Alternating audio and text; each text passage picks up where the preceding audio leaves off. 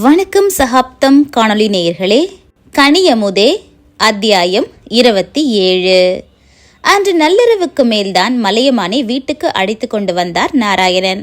அவன் வந்து நின்ற கோலத்தை பார்த்ததுமே திகைத்து போனார்கள் அலமேலுவும் தாமரையும். ஆனால் அவனிடம் வெளிப்படையாக எதையும் காட்டிக்கொள்ளவில்லை. எங்கப்பா போயிட்ட இவ்வளோ நேரம்? சாப்பிட்றியா? சாப்பாடு எடுத்து வைக்கட்டுமா என்று சாதாரணமாகவே பேச முயன்றார்கள். அவர்கள் யார் முகத்தையும் நிமிர்ந்து பார்க்காமல், வேண்டாம், எல்லாரும் போய் படுங்க என்று கூறிவிட்டு சட்டை வேட்டியை மாற்றிக்கொண்டு கயிற்று கட்டலோடு வாசலுக்கு வந்து படுத்தவன் உறங்கவில்லை. ஆகாயத்தையே வெறித்து கொண்டிருந்தான். மனதின் பாரம் குறையவே இல்லை. ஒருவேளை தாயின் முகத்தை பார்த்து பேசி அவரிடம் தன் குறைகளை கூறி அவர் மடியில் தலை சாய்த்து அழுதிருந்தால் இந்த குமுறல் அடங்கியிருக்குமோ என்னவோ. ஆனால் ஏனோ அவனால் அதை செய்ய முடியவில்லை. எல்லோரையுமே விலக்கி வைக்கவே விழைந்தான். அவன் மனம் அதற்கு ஒப்பவில்லை. தூய்மையான அன்பு எங்கேயும் இல்லை என்பது போல், அந்த அகண்ட பிரபஞ்சத்தில் அவன் மட்டும் தனித்து விடப்பட்டது போல் ஏதேதோ தோன்றியது. ஆகாசத்தில் கணக்கில்லாமல் சிதறி கிடந்த நட்சத்திரங்களை எண்ணிக்கொண்டிருந்தவன் விடியலில் உதிக்கும் வெள்ளி நட்சத்திரம் உதித்துவிட்டதை கவனித்தான். தலைமாட்டில் வைத்திருந்த அலைபேசியை எடுத்து மணி பார்த்தான். 3 விட்டது. எழுந்து சட்டையை மாட்டிக்கொண்டு பண்ணைக்கு கிளம்பினான். வேலையாட்கள் யாரும் வரவில்லை. இரவு காவலுக்கு இருப்பவர் மட்டும் எழுந்து ஏதோ வேலை செய்து கொண்டிருந்தார். மாடுகள் கட்டி கிடக்கும் ஷெட்டில் லைட் எரிந்து கொண்டிருந்தது. வண்டியை நிறுத்திவிட்டு ஷெட்டுக்குள் நுழைந்தான். இவனை பார்த்ததுமே மாடுகள் தலையை அசைத்து வரவேற்பது போல் அவனுக்கு தோன்றியது. சில மாடுகள் மா என்று கத்தும் சத்தம் கூட அவனிடம் ஏதோ சொல்வது போல் தோன்றியது. நெஞ்சு குழியிலிருந்து தொண்டை வரைக்கும் ஆத்திரம் அடைத்து கொள்ள சட்டென்று கண்களில் கண்ணீர் திரண்டது. மனிதர்களிடம் அவனுக்கு கிடைக்காத தூய்மையான அன்பை அந்த வாயில்லா ஜீவன்களிடம் உணர்ந்தான். இவைகள்தான் அவனுடைய சந்தோஷம். அவனுடைய உணர்வு பிரவாகத்தின் போக்கை மாற்றக்கூடிய சக்தி அந்த ஜீவன்களுக்குத்தான் இருந்தது. ஒவ்வொரு மாட்டுக்கு பக்கத்திலும் போய் தொட்டு தடவி தட்டி கொடுத்து அவைகளிடம் பேசினான். புல் அள்ளி போட்டான். தண்ணீர் காட்டினான். மந்திரக்கோளை சுற்றியது போல் அவன் மனதிற்கு அவ்வளவு அமைதி கிடைத்தது. கனிமொழிக்கும் மலையமான் மீது கோபம். அப்படி என்ன அவள் இல்லாததை சொல்லிவிட்டாள்? எப்போதும் பேசுவதுதானே. அவள் என்ன பேசினாலும் எது செய்தாலும் அவன் எதையும் பெரிதாக எடுத்துக்கொண்டதில்லையே. இன்று மட்டும் என்ன புதிதாக உறவே வேண்டாம் என்று கையெழுத்து போட்டு கொடுக்கிறேன் என்கிறான். போட்டு கொடுக்கட்டுமே, அவளா வேண்டாம் என்று சொல்கிறாள்? தாராளமாக கையெழுத்து போட்டு கொடுத்துவிட்டு போகட்டும். எத்தனை நாட்களுக்கு இந்த ரோஷம் தாக்கு பிடிக்கும் என்று பார்க்கலாம். அவளை காணாமல் பைத்தியம் பிடித்து போய்விடுவான். 1 வாரம் கூட பொறுக்க மாட்டான். முன்பே அப்படி, இப்போது இந்த 1 மாத அந்யோன்யமான வாழ்க்கைக்கு பிறகு என்கிற எண்ணம் தோன்றியதும் முகத்தில் பூரிப்பு. தன்னை பிரிந்து அவனுக்கு 4 நாட்கள் கூட இருக்க முடியாது என்கிற எண்ணம் அவள் மனதில் திடமாக தோன்றியது. ஆனால் அந்த 4 நாட்கள் 10 நாட்களாக கழிந்த பிறகும் மலையமான் அவளை தேடி வரவில்லை. அதற்கு பிறகுதான் அவளுக்கு பயம் வந்தது. யாரிடம் கேட்பது என்று புரியாமல் தத்தளித்தாள். தந்தையிடம் இதை பற்றி கேட்பதற்கு வாய்ப்பே இல்லை. அவர் இவரிடம் பேசுவதையே நிறுத்திவிட்டிருந்தார். தாய்க்கும் எதுவும் தெரியாது. வேறு யாரிடம் பேசுவது என்று புரியாமல் திகைத்தாள். பிரச்சனை நடந்த மறுநாள் அங்கப்பன் மலையமான் வீட்டுக்கு சென்று குடும்பத்தில் உள்ள அனைவரிடமும் பேசினார். மகளுக்காக மன்னிப்பு கேட்டார். சமாதானம் செய்ய முயற்சி செய்தார். ஆனால் மலையமான் அழுத்தமாக இருந்தான்.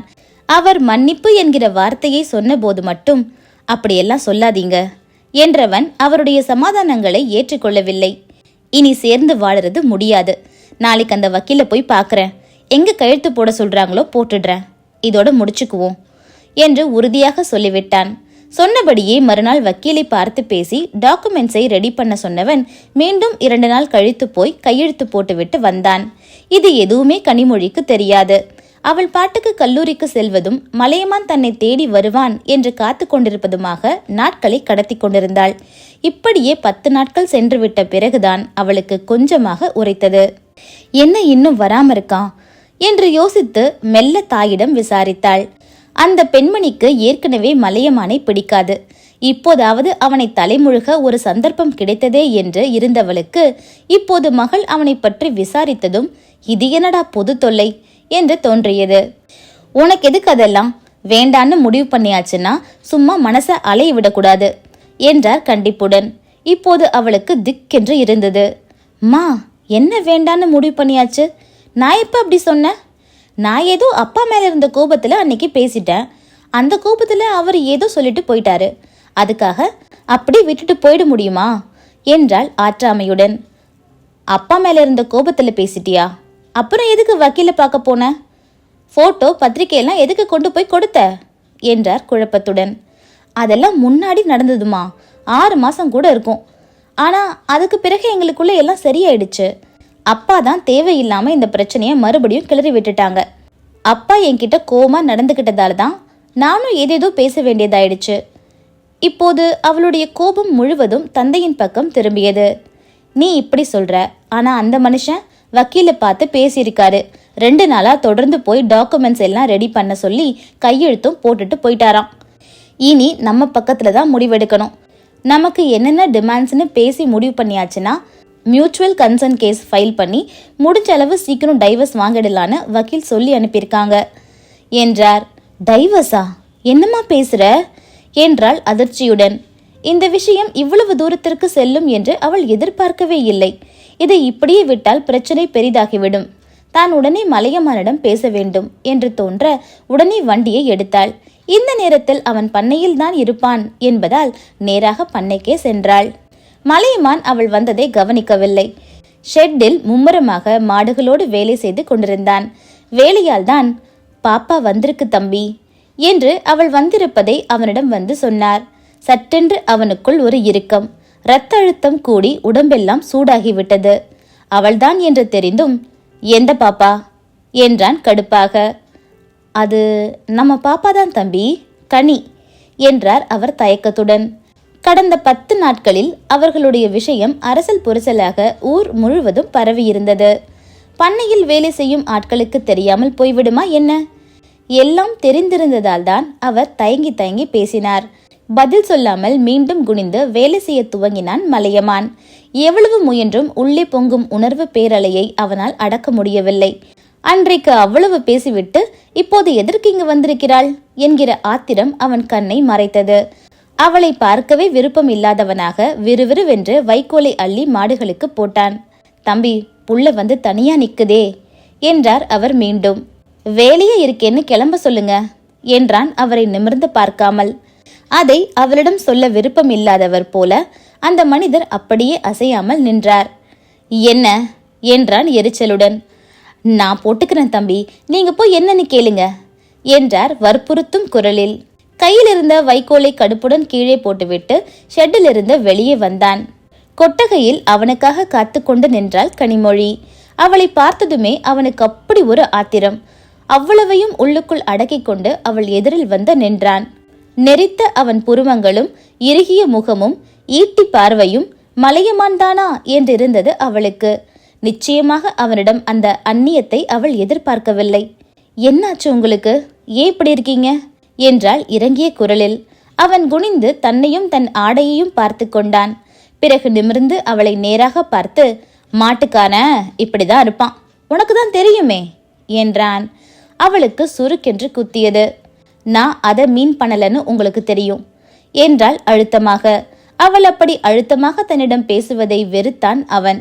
முன்பெல்லாம் அதை சாதாரணமாக எடுத்துக்கொண்டவனுக்கு இப்போது தன்னை அலட்சியப்படுத்தும் தொனி என்று தோன்றியது. என்ன விஷயம்? எதுக்கு இங்க வந்த என்றான் கடுப்புடன். எதுக்கு வக்கீல பார்க்க போனீங்க? கையெழுத்தெல்லாம் போட்டு கொடுத்தீங்களா? நீ கேட்ட, நான் கொடுத்துட்டேன். இன்னும் என்ன வேணும்? ஆவேசமாக கத்தினான். அவன் உயரம் கூட 1/2 அடி உயர்ந்து விட்டது போல் தோன்றியது அவளுக்கு. சட்டென்று ஒரு அடி பின்வாங்கியவள், எதுக்கு இப்போ கத்துறீங்க என்றாள் சுற்றும் முற்றும் பார்த்து கொண்டு. நான் இப்படிதான், உனக்கு தான் இதெல்லாம் பிடிக்காதுல்ல, கிளம்பு என்று கூறிவிட்டு திரும்பி நடந்தான். அவன் பின்னாலேயே ஓடி வந்து அவனுக்கு எதிரில் வழியை மறித்து கொண்டு நின்றாள். இப்படி பேசினா எப்படி? நான் எப்போ இதெல்லாம் எனக்கு பிடிக்காதுன்னு சொன்னேன்? சும்மா நீங்களே எதையாவது சொல்லாதீங்க. பேசிக்கொண்டே சென்றவள் அவன் முகம் மாறிய விதத்தில் பேச்சை நிறுத்தினாள். ப்ளீஸ் அப்படி பார்க்காதீங்க என்று கெஞ்சுதலாக கூறியபடி அவன் கையை பிடித்தவள் தொடர்ந்து, அந்த வக்கீல நான் பார்க்க போனது உண்மைதான்.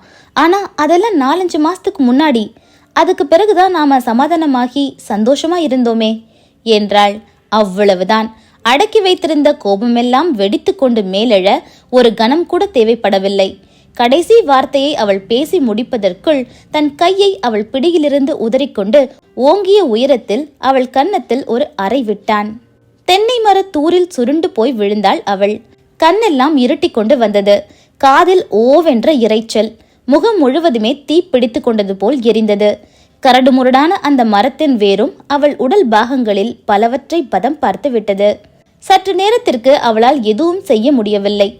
நாள் முழுக்க உழைத்து மரத்து போயிருந்த அந்த கையால் அவன் அடித்த வேகத்திற்கு திடகாத்திரமான ஆண் கூட கலங்கி போயிருப்பான். அவள் எம்மாத்திரம்! கண்ணிமைக்கும் நேரத்தில் அங்கு நடந்துவிட்ட சம்பவத்தை கண்டு ஒரு கணம் திகைத்த வேலையாட்கள் பிறகு சுதாரித்து கொண்டு, தம்பி தம்பி, என்ன தம்பி நீ என்று சத்தம் போட்டுக்கொண்டே ஓடி வந்து கனிமொழியை தூக்கினார்கள்.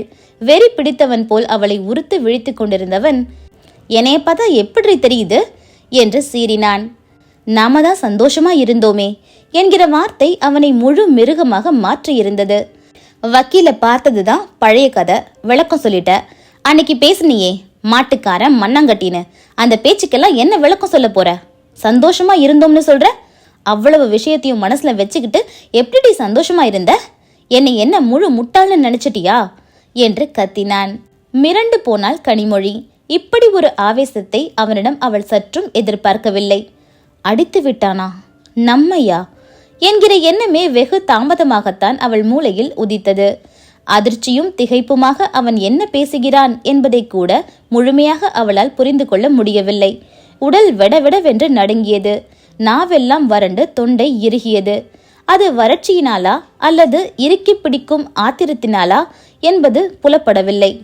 போ தம்பி, புள்ள பயப்படுது, உடம்பெல்லாம் நடுங்குது என்று கனிமொழியை பிடித்திருந்த பெரியவர் கூற, இன்னொருவன் வான வந்து உட்காரு என்று மலையமானை இழுத்தான். அதற்குள் அங்கே வந்து சேர்ந்தார் நாராயணன். கனிமொழியின் நிலையை பார்த்து பதறிவிட்டார். 5 விரலும் அவள் கன்னத்தில் பதிந்திருந்தது. உதட்டில் ரத்தம். ஒரு பக்கம் காதில் இருந்த தோடு எங்கு போய் விழுந்ததோ தெரியவில்லை. அவள் அணிந்திருந்த ஆடையெல்லாம் சகதி. என்னமா என்னமாச்சு என்று பதறிக்கொண்டு அவளிடம் ஓடி வந்தார். அவரை பார்த்ததும் தான் அவள் கண்களில் கண்ணீர் வந்தது. காரணம் சொல்லாமல் தாரை தாரையாக கண்ணீர் வடித்தாள். அட பாவி பாவி, எப்படிடா உனக்கு இந்த புத்தி வந்துச்சு? பொம்பளை புள்ளைகிட்ட கை நீட்டியிருக்க என்று மைத்துனனிடம் சேரினார். அவர்கள் இருவரும் இருந்த நிலையை பார்த்தாலே போதுமே, விளக்கம் வேறு வேண்டுமா என்ன? மலையமான் அவருக்கு எந்த பதிலும் சொல்லவில்லை. அவனுடைய பார்வை அவளிடம் மட்டுமே நிலைத்திருந்தது. உன் அக்கா புருஷன் ஒசத்தி, உன் ஃப்ரெண்டோட புருஷன் ஒசத்தி, நான் மட்டம். அப்படிதானே பேசுன? இப்போ இங்க எதுக்கு வந்த? உனக்கு பிடிச்ச மாதிரி வாழ்க்கை கொடுக்க துபாயிலையோ லண்டன்லயோ எவனாவது காத்துக்கிட்டு இருப்பான். அவனை தேடிப்போ, என்கிட்ட வராத என்றான் வெறுப்புடன். அடக்க முடியாமல் அவள் குலுங்கி அழுவதைக் கண்டு பதறிய நாராயணன் மலையமானிடம் பாய்ந்தார். டேய் டேய், என்னடா பேசுற? பொம்பளை புள்ளைகிட்ட பேசுற பேச்சா இது என்று அவனை அடக்க முற்பட்டார். அவரை ஒற்றை கையில் விலக்கி தள்ளியவன் அவளிடம் நெருங்கி, இதுவே நம்மளோட கடைசி சந்திப்பா இருக்கட்டும், அதுதான் நம்ம 2 பேருக்குமே நல்லது என்றான். அவளால் பதில் சொல்ல முடியவில்லை. அவள் மீது அவன் சுமத்திய குற்றங்கள் எல்லாம் உண்மைதான் என்றாலும் அவளை எப்படி அவன் கை நீட்டி அடிக்கலாம்? அவனோடு சேர்ந்து வாழ வேண்டும் என்கிற எண்ணம் மலையளவு மனதில் இருந்தாலும் அந்த நிலையில் அவனிடம் இறங்கி பேசவோ கெஞ்சவோ அவளுடைய தன்மானம் இடம் கொடுக்கவில்லை. தன்னை தாங்கி பிடித்திருந்தவர்களிடமிருந்து விலகி முகத்தை துடைத்து கொண்டு வண்டியை எடுத்தாள். கனி கனி, நில்லுமா என்று அவளை பின்தொடர்ந்து சென்றார் நாராயணன். மணிக்கணக்காக மூச்சு விடாமல் இருந்தவன் போல் மேல் மூச்சு வாங்கியபடி அங்கேயே கிடந்த கயிற்றுக்கட்டிலில் அமர்ந்தான் அவன். கனியமுதே அத்தியாயம் 27 நிறைவடைந்தது. அத்தியாயம் 28. கனிமொழிக்கு காய்ச்சல் குறையவே இல்லை. முகத்தில் காயத்தோடு அலங்கோலமாக அவள் வீட்டுக்கு வந்து 3 நாட்கள் ஆகிவிட்டது. மகளை அந்த நிலையில் பார்த்ததும் கொதித்து போய்விட்டார் மணிமேகலை. அவளிடம் விவரம் கேட்டால் பதில் சொல்லாமல் அறையில் சென்று அடைந்து கொண்டாள். அவளை பின்தொடர்ந்து வந்த நாராயணன் தான், மலையனுக்கும் கன்னிக்கும் கொஞ்சம் வாக்குவாதம் ஆயிட்டு, அவன் கொஞ்சம் கோவப்பட்டுட்டான் என்றார் தயக்கத்துடன். அங்கப்பன் அப்படியே அமர்ந்து விட்டார். அவர் முகத்தில் ஈ ஆடவில்லை. அவருக்கு மகள் மீது கோபம்தான். அவள் செய்தது எதையும் சரி என்று வாதாட நினைக்கவில்லை அவர். அதே சமயம் மருமகன் கை நீட்டியதையும் ஏற்றுக்கொள்ள முடியவில்லை. இதற்கெல்லாம் தான் தானே காரணம் என்று மனம் நொந்தார். ஊரார் பேச்சுக்கு பயந்து பொருந்தாத திருமணத்தை மகளுக்கு செய்து வைத்து அவள் வாழ்க்கையை அழித்து விட்டோமே என்று உடைந்து போய்விட்டார். கணவரின் நிலையை பார்த்து பயந்து போன மணிமேகலை வெளிப்படையாக மலையமானை திட்டி ஆர்ப்பாட்டம் செய்யவில்லையே தவிர மனதிற்குள் சாபமே கொடுத்தாள். நாராயணன் அவர்களுக்கு பலவிதமாக ஆறுதலும் சமாதானமும் சொல்லிவிட்டு கிளம்பினார். அன்று இரவே கனிமொழிக்கு காய்ச்சல் வந்துவிட்டது. என்ன மருந்து கொடுத்தும் சரியாகவில்லை. உடம்பில் பட்ட காயத்திற்கு மருந்து கொடுக்கலாம், மனதில் பட்ட காயத்திற்கு என்ன மருந்து கொடுக்க முடியும்? பெற்றோரிடம் சின்னதாக திட்டு கூட வாங்காதவள் அமைச்சர் வீட்டில் தந்தை தன்னிடம் கோபமாக பேசியதற்குத்தான் அன்று அவ்வளவு பதில் பேச்சு பேசினாள். அப்படிப்பட்டவளை கை நீட்டி விட்டானே, அதுவும் வேலையாட்களுக்கு முன்பு. ஆற முடியவில்லை அவளுக்கு. அதைவிட அவன் பேசிய வார்த்தைகள் இன்னும் ரணமாக வலித்தது. அழுதே கரைந்தாள். அவனுக்கெல்லாம் இவ்வளவு மதிப்பு கொடுத்து அழ வேண்டுமா என்று மணிமேகலைக்கு கடுப்பாக இருந்தது. அவளுக்கும் முதலில் கொதிப்பாகத்தான் இருந்தது. இப்போதும் அந்த கோபம் இருக்கிறது. ஆனால் கோபத்தை இப்படித்தானா காட்டுவது? அழுது வடிந்து கொண்டு, கனி, எந்திரிச்சு மூஞ்சியை கழுவிட்டு வேலையை பாரு. இப்படியே படுத்து அழுதுகிட்டு இருந்தா காய்ச்சல் எப்படி போகும் என்று மகளை அதட்டினாள். அதெல்லாம் கனிமொழிக்கு செவிடன் காதில் ஊதிய சங்குதான். அவள் காய்ச்சலிலிருந்தும் கவலையிலிருந்தும் ஓரளவுக்கு தேறி வரவே 1 வாரம் ஆகிவிட்டது. அதுவரை கல்லூரிக்கு கூட செல்லவில்லை. அன்றுதான் நீண்ட விடுமுறைக்கு பிறகு கல்லூரிக்கு கிளம்பினாள். கிளம்பும் போதே என்னவோ போல் இருந்தது. காய்ச்சலில் படுத்து எழுந்த உடம்பு சோர்வு இருக்கத்தானே செய்யும் என்று எண்ணிக்கொண்டு கல்லூரிக்கு புறப்பட்டாள். எண்ணியது போலவே காலையில் இருந்த களைப்பு மாலை வீடு திரும்பும் போது இல்லை. சற்று தெம்பாகவே வீடு வந்து சேர்ந்தாள். ஆனால் முழுமையாக குணமாகிவிட்டாள் என்று சொல்ல முடியாது. தினமுமே காலை படுக்கையிலிருந்து எழும்போது சற்று சிரமமாகத்தான் இருந்தது. உறங்காமல் கழியும் இரவு விடியலை இனிமையாகவா கொடுக்கும் என்கிற எண்ணத்துடன் சிரமப்பட்டு எழுந்து கல்லூரிக்கு தயாராவாள். இப்படியே 1 மாதம் கழிந்துவிட்டது. இடையில் ஒரு முறை நாராயணனை பண்ணைக்கு அழைத்து பேசினார் அங்கப்பன். அன்று கனிமொழிக்கும் மலையமானுக்கும் என்னதான் பிரச்சனை நடந்தது என்று கேட்டார். உண்மையில் நாராயணனுக்கு நடந்த விவரம் முழுவதும் தெரியாதல்லவா? ஏதோ வாக்குவாதம் என்பது வரைதான் அவருக்கும் தெரிந்திருந்தது. அரசல் புரசலாக வேலையாட்களிடம் விசாரித்ததில் அவர்களுக்கும் தம்பதிகள் என்ன பேசிக்கொண்டார்கள் என்கிற முழு விவரம் தெரியவில்லை. அங்கப்பனுக்கு நம்பிக்கை அற்று போய்விட்டது. அன்று அமைச்சர் வீட்டில் மகள் கண்டபடி பேசிய போது அத்தனையும் பொறுத்து கொண்டு சிலை போல் நின்றவன் இப்போது கை நீட்டி அடித்திருக்கிறான் என்றால் என்ன அர்த்தம்? அன்று பேசியதை விடவும் மோசமாக ஏதோ பேசி அவனை அவமதித்திருக்கிறாள். அதுவும் அவனுடைய பண்ணைக்கே போய் வேலையாட்களுக்கு முன்பாக. இனியும் இருவருக்கும் ஒத்துப்போகுமா? பெரியவர்கள் உட்கார்ந்து பேசி சமாதானம் செய்து மீண்டும் இருவரையும் சேர்த்து வைத்தாலும் அவர்கள் ஒத்து வாழ்வார்களா? ஒருவரை ஒருவர் கொத்தி பிடுங்கிக் கொண்டு வாழும் வாழ்க்கையில் என்ன நிம்மதி இருக்கும்? ஏதேதோ எண்ணி இருவருக்கும் சமாதானம் செய்யும் முயற்சியை பற்றி யோசிக்கவே தயங்கினார். கோபம், ஏக்கம், கவலை, பயம் என்று கனிமொழியின் நாட்கள் கழிந்து கொண்டிருந்தன. என்னை எப்படி நீ ஒதுக்கலாம், அடிக்கலாம் என்கிற கோபம், அவன் அருகாமைக்கான ஏக்கம், அது கிடைக்காத கவலை, கடைசி வரை கிடைக்காமலே போய்விடுமோ என்கிற பயம் எல்லாம் அவளை அலைக்கழித்தது. நிம்மதியான உறக்கமே இல்லை. தினமும் அவனுடைய நினைவுகளும் கனவுகளும் அவளுடைய இரவுகளை மென்று விழுங்கி ஏப்பம் விட்டு கொண்டிருந்தன. அந்த சமயத்தில்தான் அவள் தனக்குள் ஏதோ மாற்றத்தை உணர்ந்தாள். சட்டென்று மனதிற்குள் பரபரப்பு தோன்ற தேதியை கணக்கிட்டு பார்த்தாள். இதய துடிப்பு அதிகமானது. முதலில் சின்னதாக பயம், பிறகு இருக்குமா இருக்குமா என்கிற ஏக்கம். கல்லூரியிலிருந்து வரும்பொழுதே மெடிக்கல் ஷாப்பிற்கு சென்று விட்டுதான் வீட்டுக்கு வந்தாள். மனம் பரபரத்தது. உடனடியாக செய்ய வேண்டியதை செய்துவிட்டு ரிசல்ட்டுக்காக விழி அகலாமல் பார்த்து கொண்டிருந்தாள்.